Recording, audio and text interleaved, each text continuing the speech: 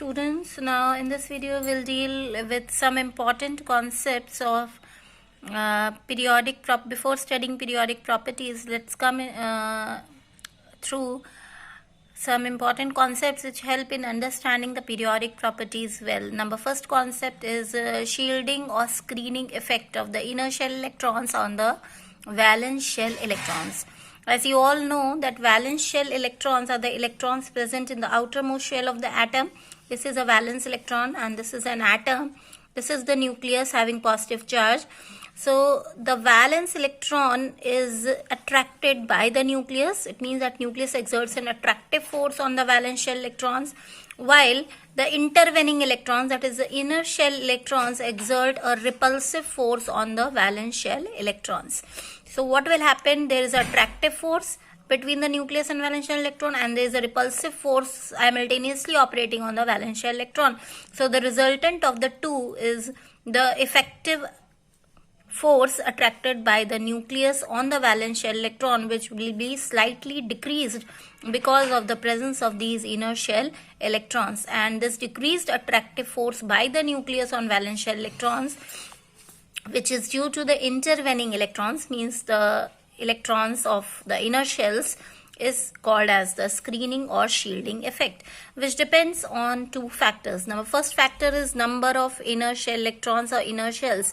As you all know that as we move down a group, as we can see in this table here, the lithium, sodium, potassium, rubidium and cesium electronic configuration, this is the valence shell electron, and you can see here there is two inner shell electron. Here there are 2 and 8, 10 electrons, here 18, 36 and 54.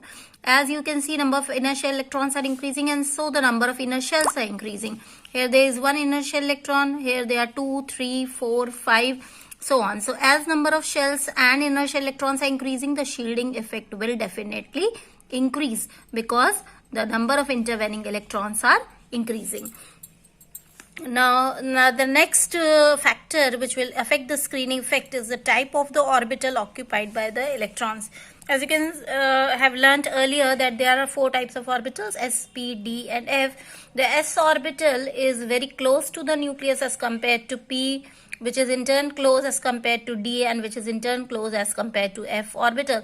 So obviously the s orbital will penetrate more deeply into the nucleus as compared to p, and p will penetrate more deeply as compared to d and as compared to f orbital. So as the value of n is same, the shell is same, but as the value of L increases, that is orbital increases from 0, 1, 2 to 3, value of L is increasing, but the penetration power is decreasing. So the s orbital electrons will penetrate more deeply into the nucleus as compared to p, which is in turn more as compared to d, which is in turn more as compared to f orbital electrons.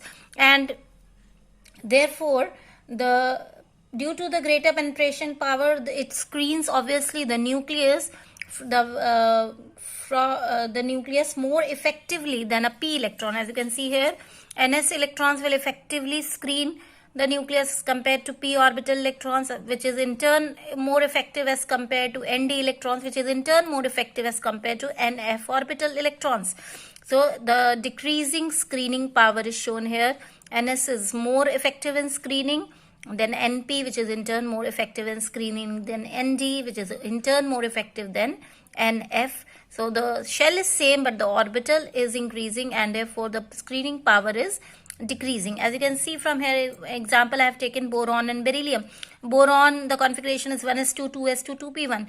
So this 2p electron is more effectively shielded by a 2s and a 1s electron, by 1s electrons, while in beryllium this 2s electron is less effectively shielded by 1s electron and one other electron of the same orbital. So because the power is decreasing, so p is more effectively shielded, but s electron is not so effectively shielded. And there is one other concept that if an electron is present in the nth orbital, it is more effectively shielded or screened by the electrons in n minus 1th orbital, that is one orbital less. So you can see here example lithium and helium. In lithium, 2s electrons are more effectively shielded by 1s electrons as compared to helium, in which the 1s electron is not so effectively shielded by the other 1s electron, because here the orbital is only 1. So this is another orbital, so it is effectively shielded by n-1 orbital, that is 1, but here there is no n-1 orbital, so it is not so effectively shielded. This shielding or screening effect, this also explains that when we move down a group, why the IP decreases, and as we move from inert gases to the alkali metals, then also the IP decreases. That we'll discuss later, and the shielding effect is very helpful in explaining that increase and decrease concept. In the next video, we'll deal with the effective nuclear charge.